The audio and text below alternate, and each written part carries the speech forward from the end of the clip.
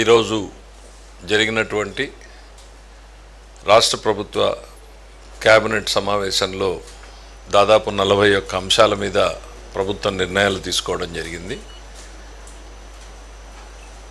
వాటిలో శాఖల వారీగా మనం చూసుకున్నప్పుడు ముందుగా హోంశాఖకు సంబంధించి దాదాపు 23 సంవత్సరాలుగా పదోన్నతి అనేటువంటిది లేకుండా కానిస్టేబుల్గా రిక్రూట్ అయిపోయి కానిస్టేబుల్గానే ఉండిపోయినటువంటి దాదాపు 385 మంది కానిస్టేబుళ్ళకి హెడ్ కానిస్టేబుల్ పోస్ట్గా అప్గ్రేడ్ చేస్తూ ఇవాళ నిర్ణయం తీసుకోవడం జరిగింది. ఇది మరి సిరీస్ ఆఫ్ గవర్నమెంట్స్లో ఇది కొంచెం నెగ్లెక్ట్ అయినట్టుగానే కనపడింది. అందుకని గౌరవ ముఖ్యమంత్రి గారు దాన్ని శాఖ రివ్యూలో చెప్పినప్పుడు ఇవాళ క్యాబినెట్ దానికి అప్రూవల్ ఇవ్వడం జరిగింది. 385 కానిస్టేబుల్ పోస్టులని ఆ హెడ్ కానిస్టేబుల్ పోస్ట్గా అప్గ్రేడ్ చేయడంతో వాళ్ళందరికీ కూడా పదోన్నతులు ఇవ్వడం జరుగుతుంది. న్యాయశాఖకు సంబంధించి 2 నిర్ణయాలు తీసుకోవడం జరిగింది.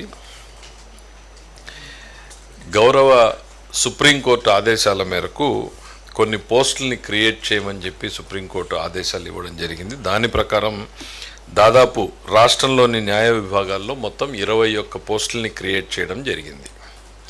21 పోస్టులు ఎలాంటివంటే chief court manager, 5 senior court మేనేజర్లు, 15 కోర్టు మేనేజర్లు, ఇవన్నింటినీ కొత్తగా పోస్టులని క్రియేట్ చేస్తూ క్యాబినెట్ నిర్ణయం తీసుకోవడం జరిగింది. దాంతోపాటు న్యూఢిల్లీలో ఏపీ భవన్లో మనకి అడ్వకేట్ ఆన్ రికార్డు కార్యాలయంలో ఆఫీస్ మేనేజర్ పోస్ట్ అనేటువంటిది ఒకటి కొత్తగా క్రియేట్ చేయడం జరిగింది. ఇక పంచాయతీరాజ్ గ్రామీణాభివృద్ధి శాఖకు సంబంధించి ఒక 20 పోస్టులు అన్యూటిలైజ్డ్గా ఉన్నటువంటి 20 పోస్టులని సప్రెస్ చేస్తూ నూతనంగా అవసరం ఉన్న చోట, ప్రధానంగా రీసెర్చ్ సంస్థల్లో అవసరం ఉన్న చోట 20 కొత్త పోస్టులని క్రియేట్ చేస్తూ నిర్ణయం తీసుకోవడం జరిగింది. దాని డీటెయిల్స్ కూడా మీకు ఇవ్వడం జరుగుతుంది. దెన్ ఇండస్ట్రీస్ అండ్ ఇన్ఫ్రాస్ట్రక్చర్కి సంబంధించి రామాయపట్నం పోర్టుకు సంబంధించి ఈపీసీ విధానంలో మనం గ్రీన్ఫీల్డ్ పోర్టు నిర్మాణం చేస్తున్నప్పుడు గతంలో ఇచ్చినటువంటి శాంక్షన్ల అమౌంట్లోనే విత్ ఇన్ ది లిమిట్ కొన్ని అదనంగా ఇవ్వాల్సినటువంటి పరిస్థితులు వచ్చినాయి. ఎందుకు అనంటే ఎన్విరాన్మెంటల్ ఇంపాక్ట్ అసెస్మెంట్ చేసినప్పుడు వారు కొన్ని సూచించారు. మనం ఎక్కడైతే డ్రెడ్జింగ్ చేస్తున్నామో, డ్రెడ్జింగ్ చేసిన మట్టిని ఇసుకని వేయాలనుకుంటున్నామో అక్కడికి కాకుండా అదనంగా ఇంకా కొద్దిగా దూరంగా వేయాలి. ఇక్కడ 20 మీటర్లే లోతుంది సముద్రం, అక్కడికి వెళ్తే 30 మీటర్ల వరకు ఉంటుంది. సో భవిష్యత్తులో అది తిరిగి వచ్చే అవకాశం ఉండదు అని సూచించడం మూలన ఆ ఎక్స్ట్రా డిస్టెన్స్ పోవడం జరుగుతూ ఉంది. అట్లానే అక్కడ ఉన్నటువంటి సాయిల్ క్వాలిటీ కూడా డిఫరెన్స్. ఈ 2 కారణాల చేత దాదాపు అదనంగా 354 కోట్ల రూపాయల అదనపు భారం పడుతూ ఉంది. దానికి కూడా అనుమతిస్తూ తీసుకోవడం జరిగింది. అయితే టోటల్ ప్రాజెక్ట్ కాస్ట్లో మాత్రం మార్పు లేదు. అందులోనే ఈ అమౌంట్ అడ్జస్ట్ అవ్వడం జరుగుతూ ఉంది. మీకు డీటెయిల్ నోట్ చేస్తాం. 354 కోట్ల 23,81,192 అంత డీటెయిల్ ఇస్తాం. ఇక అగ్రికల్చర్ అండ్ కోఆపరేషన్కి సంబంధించి మార్క్ఫెడ్ ఎన్డీసీసీ నుంచి 1800 కోట్లు ఫ్రెష్ వర్కింగ్ క్యాపిటల్ లోన్ తీసుకోవడం కోసం, గవర్నమెంట్ గ్యారంటీ కోసం ఇవాళ క్యాబినెట్ అప్రూవల్ ఇవ్వడం జరిగింది. ఆర్ఎండ్బికి సంబంధించి కీలకమైనటువంటిది కేంద్రంలో మనకు ఉన్నటువంటి ఏపీ భవన్గా ఇప్పటిదాకా మనం పరిగణ తీసుకోబడుతున్న దగ్గర 11.53 ఎకరాలు మీ అందరికీ తెలుసు. మనకి ఆంధ్రప్రదేశ్, ఉమ్మడి ఆంధ్రప్రదేశ్ నుంచి వచ్చిన భూమిని మనము పంచుకున్నప్పుడు మనకి ఈ 11.53 ఎకర్స్ రావడం జరిగింది. దాంట్లో 124.5 కోట్లతో కొత్తగా భవనాన్ని నిర్మించాలి అనేటువంటిది తీసుకోవడం జరిగింది. దాన్ని నేషనల్ బిల్డింగ్ కన్స్ట్రక్షన్ కార్పొరేషన్కి అందివ్వాలని చెప్పేసి అనుమతి ఇవ్వడం జరిగింది. ఇది కేంద్ర ప్రభుత్వ సంస్థ. ఎన్బిసిసికి ఇవ్వాలి అనేటువంటిది బ్రాడ్గా. ఎట్లా ఏంటి డిజైన్స్ అవన్నీ కూడా ఎన్బిసిసితో ప్రాథమికంగా ఎస్టిమేట్లు మనేసింది 124.5 crores. సో ముఖ్యమంత్రి గారు చాలా డీటెయిల్డ్గా చెప్పారు. ఆంధ్రప్రదేశ్ కల్చర్ రిఫ్లెక్ట్ అయ్యేటట్టు భవనం డిజైన్లు ఉండాలి, ఆంధ్రప్రదేశ్ అవసరాలకు ఉపయోగపడేటట్టుగా ఉండాలి, at the same time all modern facilities, conferences ఉండాలి, మెయింటెనెన్స్ ఖర్చులు తగ్గేటట్టుగా కూడా, లేకపోతే ఏ రకంగా దాన్ని కొంత ఇతరుల వినియోగం, కొంత ప్రభుత్వంకి భారం తగ్గించే రకంగా డిజైన్ చేయొచ్చో కూడా చూడమని చెప్పి ముఖ్యమంత్రి గారు సలహా ఇవ్వడం జరిగింది. పీపీపీ కాదు, స్ట్రైట్ అవే అది పీపీపీలో చేపట్టడానికి వీలు లేదు కాబట్టి అది కేవలం ఆంధ్ర ప్రభుత్వమే చేస్తూ ఉంది. మనం కాకపోతే we can rent it out, lease it out, అట్లాంటి ప్రొవిజన్స్ ఉంటాయి, వాటిని పరిశీలించమని చెప్పారు. బట్ బేసిక్గా ఆంధ్రప్రదేశ్ సంస్కృతిని ప్రతిబింబించేలాగా భవనం ఉండాలి అనేటువంటిది, దానికి మంచి పేరు కూడా సూచించవచ్చు. మీరు కూడా పౌరులుగా ఆంధ్రప్రదేశ్ భవనానికి ఊరికే సింపుల్గా ఏపీ భవన్ అనేటువంటి పేరుతో కాకోకుండా, కొంతమంది స్వర్ణాంధ్ర భవన్ అన్నారు, ఇంకా ఏదైనా బెటర్ నేమ్స్ ఉంటే కూడా సజెస్ట్ చేయండి. ఆంధ్రప్రదేశ్ కల్చర్ రిఫ్లెక్ట్ అవ్వాలి, లేకపోతే ఆత్మగౌరవం రిఫ్లెక్ట్ అవ్వాలి, మన ఆ రకమైనటువంటి పేర్లు సజెస్ట్ చేయమని చెప్పి కూడా కోరడం జరిగింది. ఇక మున్సిపాలిటీస్లో మనం వేస్ట్ టు ఎనర్జీ ప్లాంట్స్ ఇచ్చాం. అంటే అక్కడ ఉత్పన్నమవుతున్నటువంటి చెత్త నుంచి ఎనర్జీ తయారు చేసుకునేటువంటి ఆల్రెడీ మనం అక్కడ ఉన్నటువంటి ల్యాండ్ ఆ ప్లాంట్ పెట్టడానికి వాళ్ళకి అన్ని పర్మిషన్స్ ఇవ్వడం జరిగింది. అయితే ఇవాళ ఆ రిజిస్ట్రేషన్ ఛార్జెస్ ఒక 2% ఏవైతే ఉన్నాయో ఆ ఎగ్జంప్షన్ ఇవ్వడం జరిగింది. దానివల్ల 25 కోట్ల రూపాయల విలువైన ప్రాజెక్టుల మీద మనం ఆ 2% ట్యాక్స్ని ఎగ్జంప్షన్ ఇవ్వడం జరుగుతూ ఉంది వేస్ట్ టు ఎనర్జీ ప్రాజెక్టులకు సంబంధించి. రెండవది, మున్సిపాలిటీస్లోనే రకరకాల లోకల్ బాడీస్కి సంబంధించి కొన్ని దగ్గర షాపింగ్ కాంప్లెక్స్లు ఉన్నాయి, కమర్షియల్ కాంప్లెక్స్లు, షాపింగ్ కాంప్లెక్స్లు.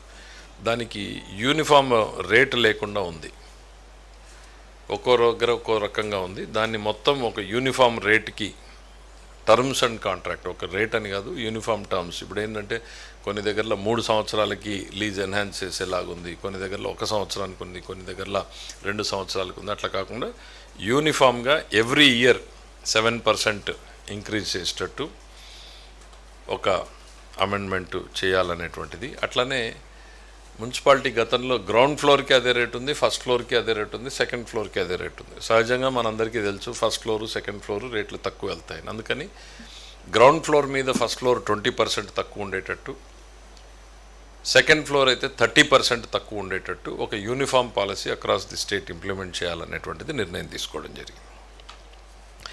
అట్లానే మున్సిపాలిటీస్లో మరొకటి mutation charges, auto mutation charges పెడుతున్నాం. ప్రాపర్టీ ట్యాక్స్లో రిజిస్ట్రేషన్ అవ్వగానే వాళ్ళ పేర్లు అన్నీ నమోదయ్యేటట్టు దాని మీద ఛార్జెస్ కూడా డిఫరెంట్గా ఉన్నాయి. ఇప్పుడు ఎంటైర్ స్టేట్లో ఒకే రాష్ట్రంలోనే ఒక్కో మున్సిపాలిటీలో ఒక్కో రకంగా ఉన్నాయి. అందుకని నగర పంచాయతీల్లో 0.25%, మున్సిపాలిటీస్లో 0.5%, ఇట్లా స్లాబ్స్ ఇచ్చారు. ఏ గ్రేడ్ మున్సిపాలిటీకి ఎంత అనేటువంటిది ఒక యూనిఫామ్ పాలసీని అమలు చేసేలాగా ప్రభుత్వ క్యాబినెట్ నిర్ణయం ఈరోజు తీసుకోవడం జరిగింది.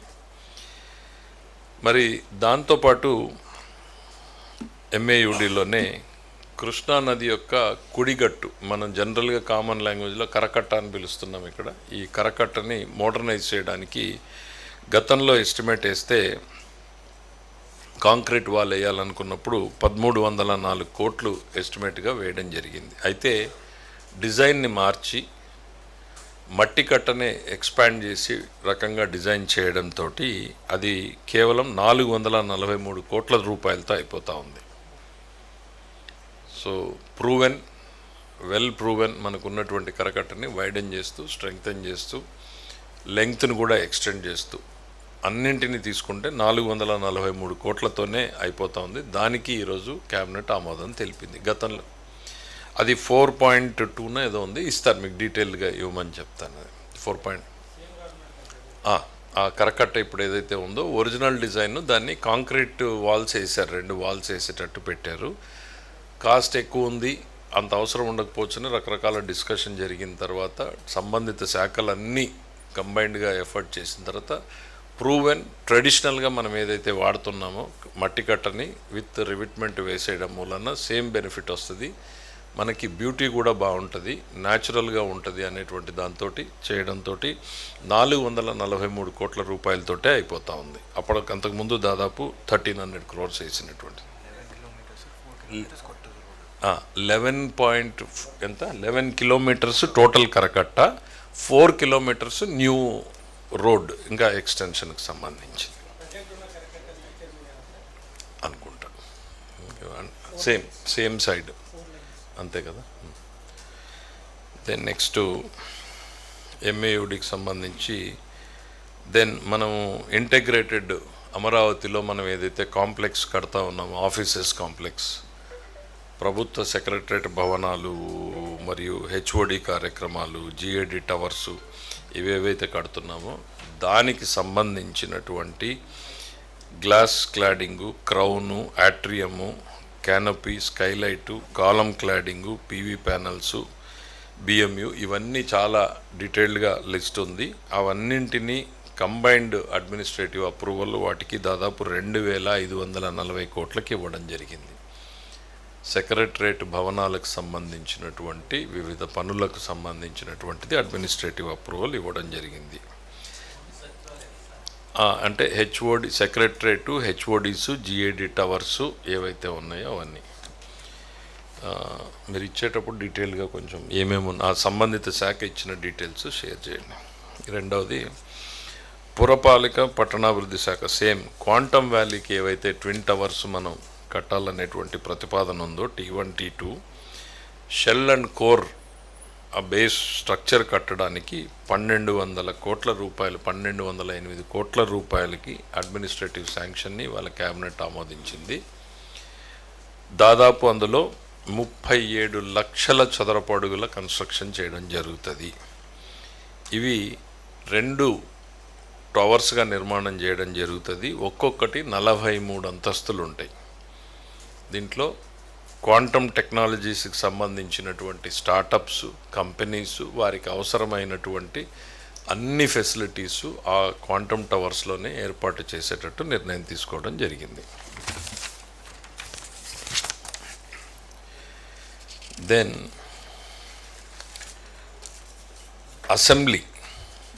అసెంబ్లీ బిల్డింగ్కు సంబంధించి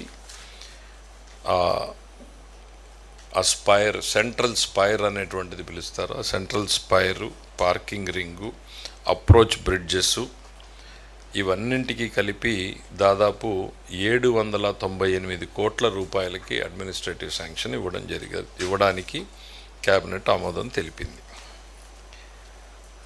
దెన్ నెక్స్ట్ ఎంఏయుడిలో జోన్ 2లో ఉండవల్లి గ్రామంలో ల్యాండ్ పూలింగ్కి సంబంధించి లేఅవుట్లలో roads, drains, drinking water, storm water drains ఇవన్నింటికి, పవరు, యూటిలిటీసు ఇవన్నింటికి కానీ 580 కోట్ల రూపాయలకు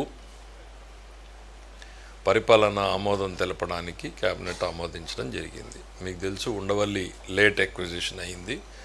ఆ ప్రాంతంలో చేపడుతున్నటువంటి developmental trunk infrastructure plus other infrastructure అన్నింటికీ కూడా కలిపి 580 కోట్ల రూపాయలకి పరిపాలన అనుమతి ఇవ్వడం జరిగింది. దెన్ సిఆర్డిఏ లోపల N10 నుంచి N13 వరకు ఉన్నటువంటి జంక్షన్కి అండర్ గ్రౌండ్ కేబుల్స్కి రీరూటింగ్ చేయడానికి సవరించిన అంచనా గతంలో 1082.44 కోట్లుంటే అది ఇవాళ 1180.54 కోట్లు, అంటే దాదాపు 100 కోట్ల రూపాయలు అదనంగా పెంచడం జరిగింది.